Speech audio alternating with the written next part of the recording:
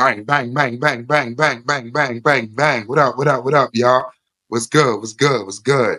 It's your boy Darky Dog. Yeah, live on the set, on the Session TV, THASESSION TV. You know what I'm saying? Politics as usual. Wow. This is what we do. Shout out to my boy, my comrade, Life for the God, doing his 1-2 like he do. You know, he always in them streets running around doing his 1-2. But yeah, y'all know how I do. I'm up here. These be them early mornings. In the early mornings, sometimes I just be getting the urge. I say, you know what? Let me just get out here, drop some content, some reaction videos on the stuff that's going on out there right now. Y'all know what it is, man. It's crazy out there on a few platforms, on a few aspects. But right now I'm just just checking out this Trump, Trump and this immigration right now. A few people concerned about it, and I just found a few joints on the line. I said, let me share with the people in case y'all don't know, because a lot of people was worried about that, with Trump, with the immigration, how it's going to affect some people that they, some family members they may have, some relatives, some friends, how we do, you know what I'm saying? But hey man, this is just, it was gonna come to this sooner or later, you know what I'm saying? It was gonna be this type of time, whereas, a president or somebody come in and start saying, you know what, let's start looking out for our own and looking out for our country and making sure our people right. And this is one of those steps, He said one of them, important things in one of the conversations he was having when he said, like, it's true. We can't go to other countries and just walk in and just become citizens like 1, 2, 3, like it's nothing. So, sometimes, we gotta play like how other countries play, until things get right here, because we not really right here. Some people, we still got homeless things going on in our own country here that we gotta correct. So how are we, really just letting any and everybody in, especially illegally. I understand legally. If you're coming in, you're getting your papers, you're doing everything you got to do, handling your business, salute, do your thing, because that's the same thing we will have to do in other countries. There's a lot of paperwork we will have to do to be out there, to become a citizen in another country. But, let's do what we got to do. Do the same thing here. But, let's see, go over here and check out, especially, let's just see what Trump's saying first about, the deportation and how he gonna handle his business and, do what he do. You know what I'm saying? See what Trump over here talking about. This is on that Meet the Press when he did that interview. Period of time. And these are murderers, many of whom murdered more than one person. You don't want those people in this country. But you're saying something, sir, that's significant. I just want to make sure I'm clear, which is that you're saying, yes, you're going to focus on the people with criminal histories, but everyone who's here illegally has to go. I'm saying this. We have to get the criminals out of our country. We have to get people that were taken out of mental institutions and put them back into their mental institution, no matter what country it is. Do you know that Venezuela, their prisons are at the lowest point in terms of emptiness that they've ever been? They're taking their people out of those prisons by the thousands, and they're drunk. And just to get back, because I know exactly what you're getting at. Number one, we're doing criminals, and we're going to do them really rapidly. We're getting the worst gang probably with MS-13, and the Venezuelan gangs are the worst in the world. They're vicious, violent people. And you see what they've done in Colorado and other places. They're literally taking over apartment complexes and doing it with impunity. They don't care. They just are. They're in the real estate business. The local police say that is not the case in Colorado. Oh, it's totally the case. I mean, you don't believe the local police. I used to play it at my rallies every single night. No, they're breaking into doors. They're taking over the building. But sir, you and by the way, the police are afraid to do anything. You raised the point that the logistics are complicated. You said yourself, everything's complicated. Yeah, you need 24 times more ICE detention capacity just to deport 1 million people per year, not to mention more agents, more judges, more planes. Is it realistic to deport everyone who's here illegally? You have no choice. First of all, they're costing us a fortune. But we're starting with the criminals, and we got to do it. And then we're starting with others, and we're going to see how it goes. Who are the others? Others are other people outside of criminals. We have convicted murderers. We don't mean people that are even on trial. We have people that have murdered numerous people are on our streets and in our farms, and we have to get them out of our country. What about dreamers, sir? Dreamers who were brought to this country illegally as children. You said once back in 2017, they, quote, shouldn't be very worried about being deported. Should they be worried now? He said, should they be worried now? Hold on, let me see. Not a child. You're a man. Should they be worried? we gonna see, you know what I mean? You ain't paying for no ads, keep that moving. The dreamers are going to come later, and we have to do something about the dreamers, because these are people that have been brought here at a very young age, and many of these are middle-aged people now. They don't even speak the language of their country. And yes, we're going to do something about the dreamers. What does that mean? What are you going to do? I will work with the Democrats on a plan, and if we can come up with a plan, but the Democrats have made it very, very difficult to do anything. Republicans are very open to the dreamers. The dreamers, we're talking many years ago, they were brought into this country. Many years ago. Some of them are no longer young people. And in many cases, they become successful. They have great jobs. In some cases, they have small businesses. In some cases, they might have large businesses. And we're going to have to do something with them. And you want them to be able to stay. That's what you're saying. I do. Okay. I want to be able to work something out. And it should have been able to be worked out over the last 3 or 4 years. And it never got worked out. Biden could have done it because he controlled, Congress to a certain extent, right? He could have done something, but they didn't do it. I never understood why, because they always seem to want to do it. But then when it comes down to it, they don't. I think we can work with the Democrats and work something out. Let me ask you about another group of people, the estimated 4 million families in America who have mixed immigration status. So I'm talking about parents who might be here illegally, but the kids are here legally. Your borders You're are talking about separation. Yeah, well, there are two aspects to this. Your borders are Tom Homan said they can be deported together. Correct. Is that the plan? Well, that way you keep well, I don't want to be breaking up families. So the only way you don't break up the family is you keep them together, and you have to send them all back. Even kids who are here legally? Well, what you're going to do if they want to stay with the father? Look, we have to have rules and regulations. You can always find something out like, this doesn't work, that doesn't work. I'll tell you what's going to be horrible. When we take a wonderful young woman who's with a criminal, and they show the woman, and she could stay by the law, but they show the woman being taken out, or they want her out, and your cameras are focused on her as she's crying, as she's being taken out of our country, and then the public turns against us. But we have to do our job, and you have to have a series of standards and a series of laws. And in the end, look, our country is a mess. We have the highest crime rate, and during the debate, a man whose ratings have gone way down, David Muir, said to me, no, crime is, because I had to debate 3 people, not one. Debating 1 was easy. Debating 3 was actually pretty easy too, if you want another 2. But David Muir said, the crime rates have gone down. I said, no, they've gone up. And then the following day, they released the crime rates, and they were way up. Yeah, the FBI statistics. You're talking about those FBI statistics. Well, no, but he gave the wrong answer. Confusing based on what you're looking at. But a lot of that is migrant crime. Let me ask you about another aspect Christian, of this. a lot of it's migrant crime. Well, let me ask you about another aspect of this that I think a lot of people are really curious about. 3% of the people who are here illegally have criminal histories. But in your first administration, you had the zero tolerance policy, where we did see family separation. Yeah. You ended it.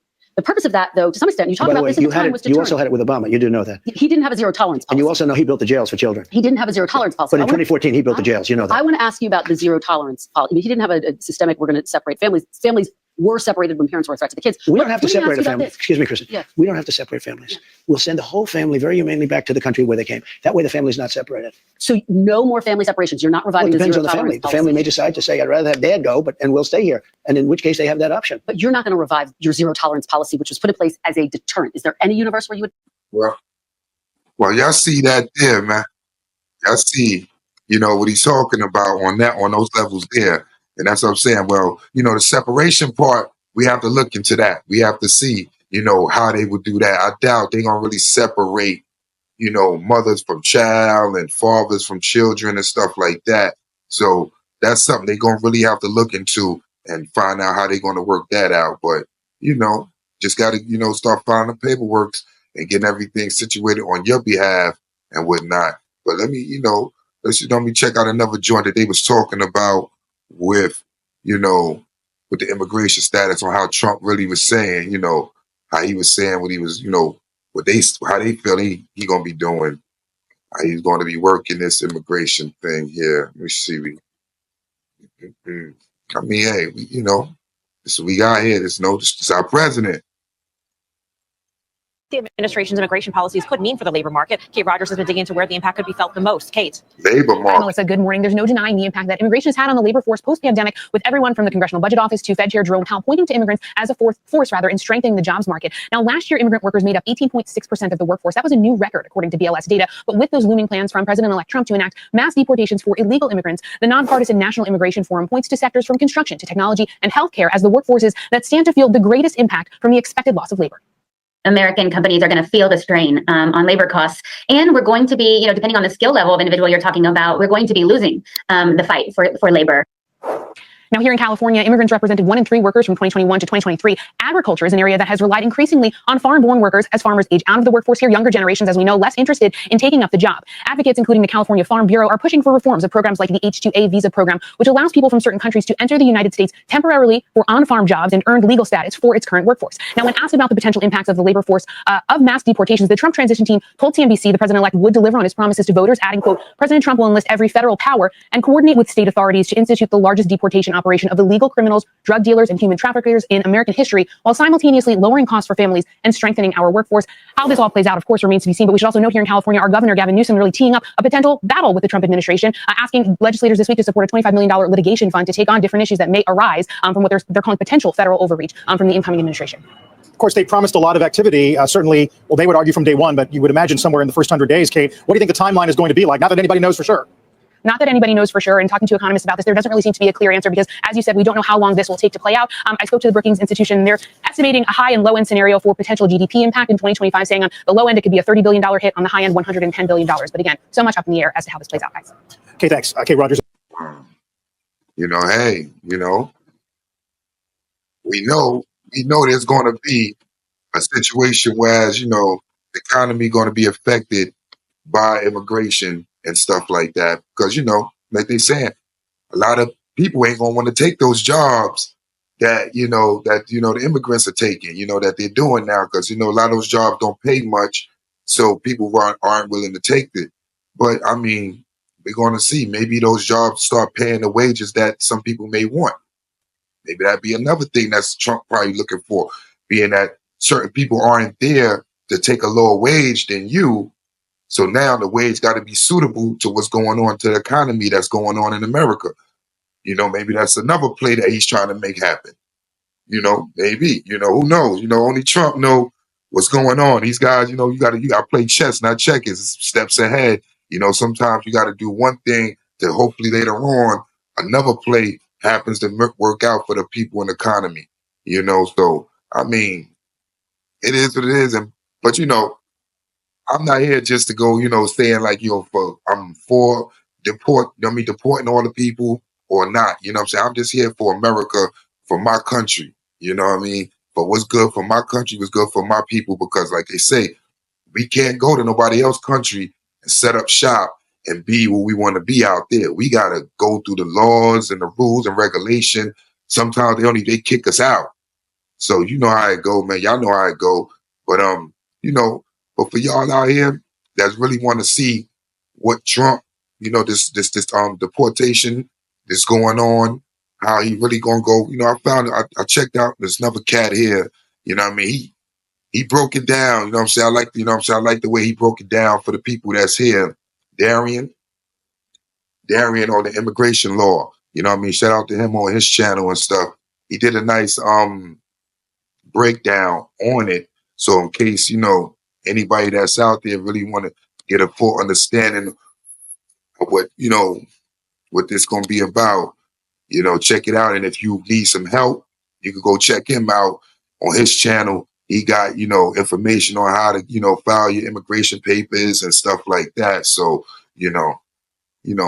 just check them out and see what's going on with me. This proper channel. Be what you expect. The number one group of people who are at a risk of being removed from the United States, physically deported, are people who have an old removal order. So these are people who've actually seen an immigration judge and who were ordered removed, which is another way of saying ordered deported from the United States, but who have never actually left. And then we're going to go through some of the policies that Trump had the last time he was president, because the answer to this question might not be what you expect. The number one group of people who are at a risk of being removed from the United States, physically deported, are people who have an old removal order. So these are people who've actually seen an immigration judge and who were ordered removed, which is another way of saying ordered deported from the United States, but who have never actually left the United States. The reason why it's easiest to go after this group of people is because they probably no longer have a right to see an immigration judge unless there's a new claim for asylum or a new fear that arose. And even in that case, they'll probably be detained during the immigration proceedings. So the number one group of people who are at the highest risk of being deported are people who have a removal order. Donald Trump ran on a platform of trying to make America safer again and deporting all of the criminals. But statistically, only a small percentage of immigrants commit serious crimes.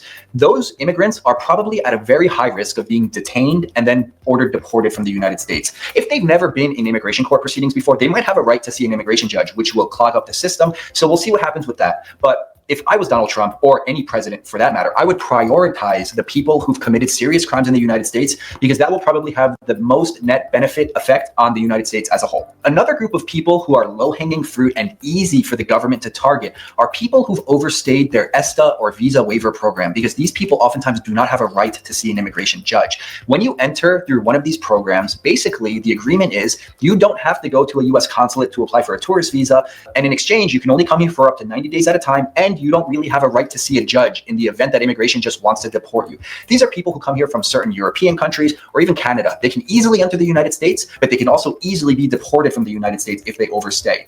So in the past, many presidents haven't tried to target these people, but there's a chance that moving forward, anyone who's overstayed their visa waiver program or ESTA can be targeted by immigration. And now for the part of the video that a lot of people weren't expecting. I have a ton of clients that live in mixed status families. So they might have US citizen children. The actual client might be a permanent resident or lawfully present in the United States, but their spouse is undocumented. And a lot of them have told me that they support Trump's deportation policies, which leaves me puzzled, because they have family members, immediate family members, who would be subject to deportation if Trump did everything that he said he was going to do. But they don't actually believe that Donald Trump is going to deport anyone who's present in the US unlawfully. During Trump's campaign and in his rallies, he constantly prioritizes like criminal immigrants, but he doesn't actually make a massive distinction if you ask him to parse it out in all of his interviews. In his mind, anyone who's unlawfully present in the United States is a criminal immigrant. So when some people hear that, they think that only the immigrant who recently entered and was ordered deported and killed a US citizen or committed some serious crime is the one who's going to get deported. That's false. If Trump's past presidency is any indication of what's going to happen this time, what happened last time was anyone who was present unlawfully in the United States was a priority for deportation. Actually, there were no priorities. It wasn't like criminals are first, and then deportees or people with deportation orders are second, and then everyone else is third. Anyone who was present unlawfully in the US was a priority for removal. And in reality, what that actually did was it clogged up the immigration system with so many people who've been here for many years. And in fact, he even made it so that if you apply to legalize your status and your application is denied, even for a technicality, let's say you apply for permanent residence based on marriage to a US citizen, and you're trying to fix your status. If it gets denied, even for a technicality, you can ordinarily just resubmit the application and fix the deficiency or technicality. Under Trump, that person was placed into deportation proceedings and was the same level of priority as someone who already has committed crimes. This was bad for the entire immigration system. If that happens again, I will not be pleased for several reasons. Number one, the Department of Homeland Security needs to have immigration priorities. When you're in immigration court, the prosecutor, also referred to as like the Department of Homeland Security trial attorney, typically— Hold on, let me make sure, you know what I mean, everything is correct, you know what I mean, let them know this is, you know what I mean, content, fair use, you know what I'm saying? I don't want to get in trouble, I want to be blocked, you know, I don't want nobody coming at me, you know what I'm saying? Make sure they know, you know, the fair use. Disclaimer, please. It's all information. It's all information for the people. Let's get it for people that information on the Session TV. That's all it's about. You know what I mean? Quick intermission for the peoples. Word. So we do. Under most administrations, has the discretion to close your deportation case if, for example, you've been paying taxes for a long period of time and have substantial ties to the United States, like many US citizen family members, and have no criminal history, and overall are generally a positive contribution to the United States. But those prosecutors lost the power to close cases or create priorities during Donald Trump's last administration. So if that happens again, all of my clients or people who said, you know, I want Donald Trump because it's not going to affect my family, he's just going to deport the criminals, they're going to be in for a rude awakening when their spouse or their family members are targeted for immigration enforcement. It is important for our government to be able to decide which immigrants are high priorities for deportation and which ones have been living here for long periods of time and are positively contributing to the United States. When the government loses the ability to do that, the whole immigration system kind of shuts down. The government only in reality has the resources to physically remove fewer than 1% of the immigrants who are unlawfully present in the United States. So if you want to have the most positive impact on the United States, you have to create enforcement priorities. That brings us to the end of today's video. If you're apprehensive or afraid about about applying for an immigration benefit, feel free to schedule a consultation. We can go through the risks. And my answer sometimes will be, you know what? There's an 80% chance your case will get approved, but that 20% chance could result in you getting placed into deportation proceedings. So let's go through the pros and cons. Let's see what defenses you might even have available if you're placed into deportation proceedings. And it might be better for you to just end up waiting 4 years before you apply for any immigration benefits. On the flip side, if you have a high chance of getting approved, and in the worst case scenario, you have a really strong defense from deportation, it might be worth it to try to apply for that benefit now. And some people might be at very, very incredibly low risks of having their case denied. And those cases might be worth filing now. If you have any questions, you can schedule a consultation directly with me. See my information in the video description below. If you're new to my channel, I put out a video on family-based immigration on a weekly basis. I focus on. Yeah. Know what I'm saying? So y'all see what it is, man. You know what I mean? Tap in with them if y'all need help on that time. But yo, let me know what y'all think about that, man. This is just a little information on that Trump, you know what I'm saying, immigration status, you know what I mean, on the deportation. As soon as he come in, deporting these people, talking about his first 100 days, what he gonna be doing. So, you know, let me know what y'all think, man. Leave y'all comments down below, man. Listen, I don't know, man. For me, I just want my country safe. And I want to be able to, people to be able to work. You know what I mean? People to get paid a fair wage. And, you know, these corporations that are getting over aren't trying to really get over by paying minimum wage to somebody that they know a job that's probably costing $30, $40 for somebody to do, but you willing to pay somebody minimum wage because somebody that person, that immigrant is willing to take that, or lesser than minimum wage because that immigrant is willing to take that, and now that's bringing, you know, the pay rate down. So, you know, they paying low over there. Why not match that? This was going on, you know. So, hey, man, tell me what y'all think, man. Make sure y'all like, share, subscribe, man. The Session TV, trying to drop these videos, man. Just, you know, reaction videos, and, you know, give a little content on it, man. Y'all stay up, live life, enjoy life, celebrate life. Keep doing y'all want to, y'all. Stay up, y'all. Oh, man.